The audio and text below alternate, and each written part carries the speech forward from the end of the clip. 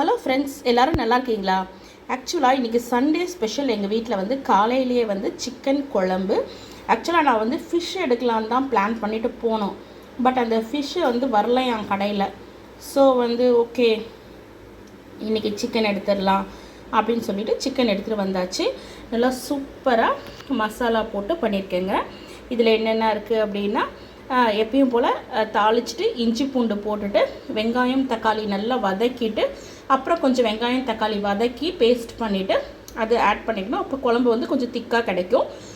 அப்புறம் நெக்ஸ்ட்டு நல்லா சிக்கன் போட்டு வீட்டில் அரைச்ச மிளகாய் பொடி ஒரு 2 ஸ்பூனு, அதுக்கப்புறம் சிக்கன் மசாலா 1 ஸ்பூன் போட்டு நல்லா கிண்டி கிளறிட்டு தண்ணி ஊற்றி நல்லா கொதிக்க விடணுங்க. அதுக்கப்புறம் ஃபைனலாக நான் வந்து தேங்காய் கொஞ்சமாக ஒரு கைப்பிடி தேங்காய் எடுத்து அதை மிக்சியில் நல்லா கிரைண்ட் பண்ணி அரைச்சி ஊற்றியாச்சுங்க. உப்பு தேவையான அளவு போட்டாச்சு.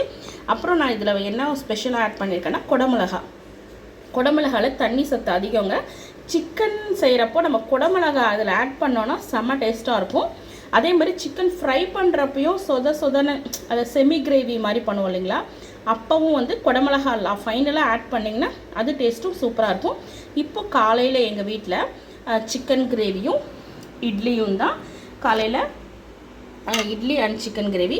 குழந்தைங்களுக்கு ரொம்ப பிடிக்கும் இட்லி. மேக்ஸிமம் எப்போ பார்த்தாலும் தோசை வேணும் கேட்பாங்க. பட் நம்ம சிக்கன் குழம்பு வச்சா கண்டிப்பாக இட்லி தாங்க, செம்மையாக இருக்கும்.